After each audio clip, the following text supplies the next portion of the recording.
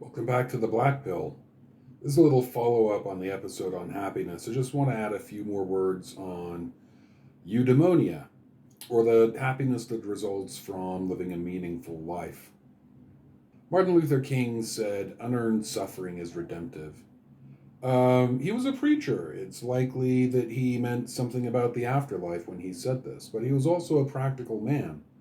And it's equally likely that he meant at least something about living in the real world.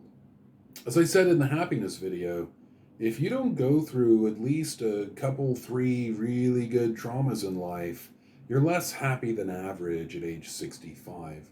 The thing is that maybe you're not a coward, but you've never been tested. Um, you don't know what you'll actually really do in a traumatic situation. You don't have redemption narratives to tell yourself about going through something bad, picking yourself up, dusting yourself off so that you can know that you are good or strong. Your mettle has never been proven. You have to go through adversity and then make choices about how that adversity will affect you. This is one way in which people are fundamentally different from dogs. The dog wakes up in the morning and it doesn't think to itself, today I'm going to be a good dog. I'm going to fetch slippers, I'm going to pee outside, and I'm going to eat moderately without throwing up. A dog is not capable of any of these kinds of thoughts. People are. So when bad things happen to dogs, they merely react to them. They're merely conditioned by them. All dogs are good dogs. All children are good children because dogs and children lack the element of agency, but people possess that element. It's only humans who demonstrably can go through a difficult or traumatic or upsetting event and make a choice about how to be affected by that event in the future. In existential psychology, we tend to be here and now focused. That is, we'll hear your stories about what happened to you long ago, but what I really want to know is, how does that affect you now? What decisions are you making about that now? What is it like to discuss this event with me now in this room together? Because that's really all that we have any control over. The difference between a dog and a person is that we can sometimes, under the rightest of right conditions, choose how to be affected by our pasts. What I want to say is that the Reverend Dr. Martin Luther King and Malcolm X both seem to have been happy at the end of their lives. They both demonstrably were at least suspicious of the fact that their lives would come to a violent end. Martin had prepared for this, and Malcolm was looking for a gun permit to protect himself, apparently. Um, yeah, for Malcolm, it was much more sure for him that he would die by violence. King had accepted the possibility. And at the end, they were both happy. They looked back on their work and they were content. In that regard, Malcolm X had a harder road to hoe. He left his life behind with certainly some regrets. In particular, the way he talked to a white girl at a rally early in his activism career.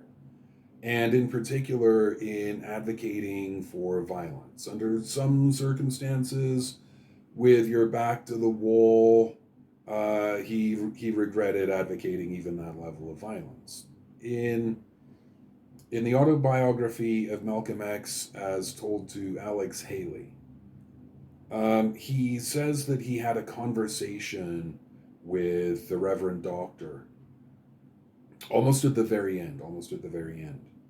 And he said, I think you've been right the whole time, basically. I think you've been right the whole time. But I don't regret my own advocacy. If nothing else, it's given you something to push back against. That is, he didn't think people could have known what violence would look like and make a different choice if not for his own um, brassier kind of activism than the Reverend Doctor promoted. But in the end, they were both content with their work. They were both content with their work. They were not full of good cheer. Each of them had said and done good things. Uh, yeah, it's easy when people want to celebrate the life of the Reverend Dr. King. It's easy to crap on him. You know, he was a cheater.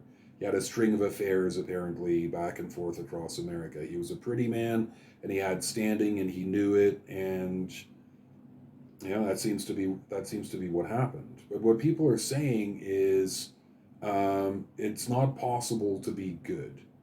It's either perfect or bad. And since Martin Luther King did something bad in his lifetime, it's fine for me to be a goddamn Nazi. No, you don't have to be perfect to be good. Good is good enough. Good is good enough. And when we put King up on a pedestal so high, try and promote him to sainthood.